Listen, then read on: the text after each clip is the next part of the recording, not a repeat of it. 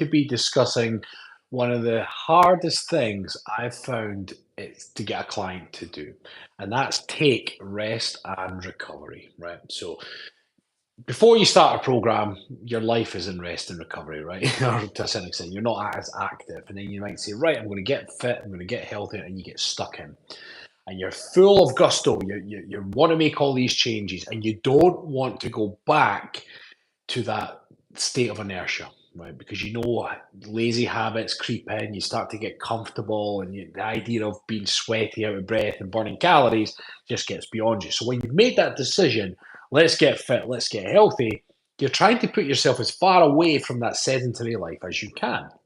Now, this is great initially.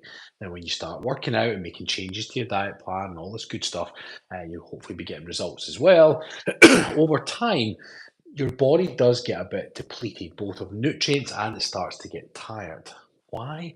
Because workouts place a physical stress on the body. You break the muscles down when you're exercising so they build back stronger. And often, even the best laid out plans, the body starts to get a bit run down over periods of time. And you'll know if you're a bit run down if you're not performing as well, or if your desire to work out isn't there. You know those times where you think, oh, I've got my workout tonight, you know, and you just get it done anyway because you know you've got integrity, but ultimately you don't want to do it. You don't have the drive or the energy to do it. When those sorts of thoughts start creeping in, there's a very high chance you're starting to get a bit of burnout. Okay, so with any program, you follow it for a period of time, and it's quite good to either take a long weekend off, or sometimes take the week off, or sometimes a full 7 days off. And I said a working week off, five, or sometimes a full 7 days. And whenever I've encouraged clients to do this, they always resist me in the beginning. They're like, no, no, Robert, I don't want to take time off. I want to push to my goals, push to my goals. Because everybody's impatient. Everybody wants the results now, and they've been getting results, and all of a sudden the results slow down, they're not performing as well. And the idea of taking your foot off the gas is like, no, no, no, no, I don't want to go backwards. It's like, calm. If you just take a breather, catch your breath, when you come back, you're going to come back stronger. And every time I've recommended a client do this, they resist me initially, and then they do it. They follow through, and then they do come back stronger for it. The reason for that is that you think if you've been pumping iron, working hard, whether it's running goal, resistance training goal, Pilates goal, whatever it is, your muscles will slowly start to get depleted of special nutrients it needs, or even your standard electrolytes, all the right nutrients that your muscles require to function. Over time, they repair back a bit, they get broken down, they repair back a bit, and eventually, even if you're getting the best night's sleep in the world, you're going to get to that point where you're just going to need some catch-up time.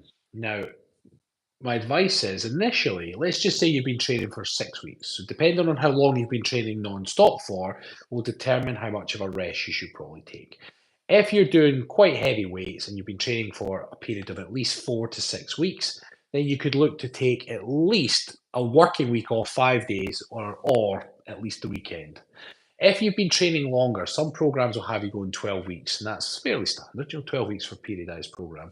Then at the end of the 12, you'd be looking to take an entire rest week off. And as much as you'd be like, no, no, no, no, I need to push on to my goals, it's advisable to take the time off. If you keep pushing, you'll run out of gas and you'll have nothing left to push with.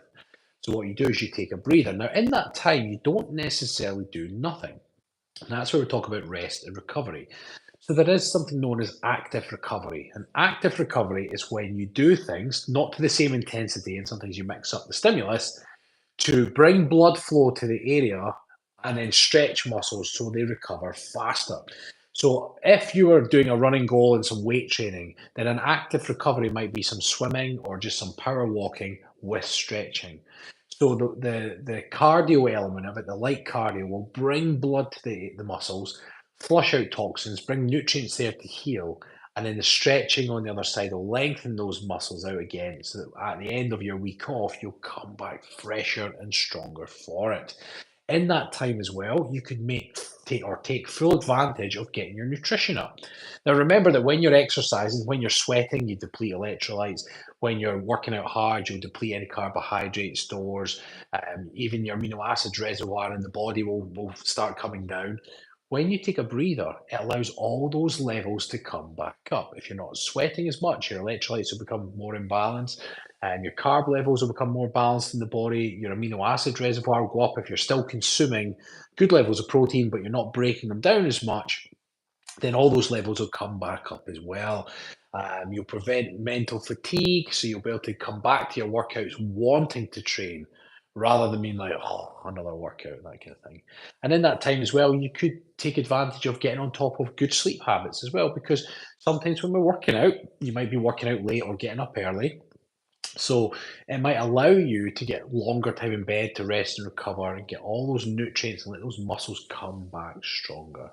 So rest and recovery is so important. We know that rest and recovery is important even between workouts, right? That's why training multiple times a day, every day for weeks on end is not advisable. So any well thought out training plan will have rest days in between regardless. But when you've been following this for a period of time, it's advisable either to take a rest weekend or a rest working week or a full week off, 7 days.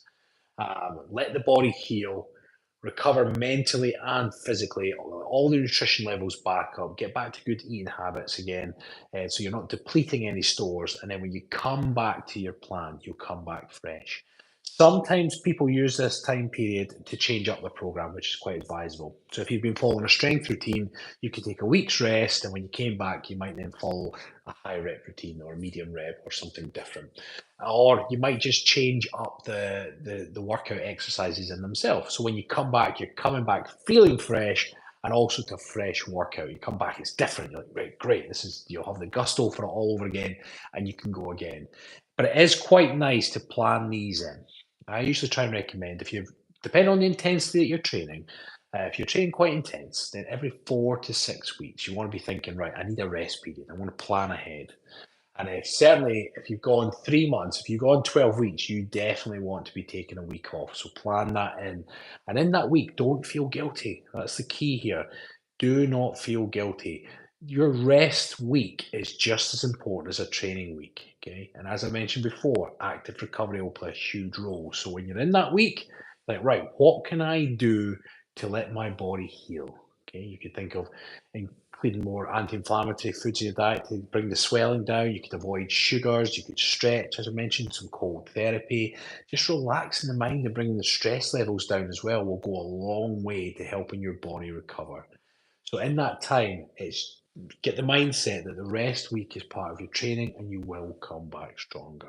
So rest and recovery. If you aren't currently doing that, I'd strongly recommend looking into it, plan ahead, drop the guilt, and enjoy the results. Have a great week, everyone. Bye bye.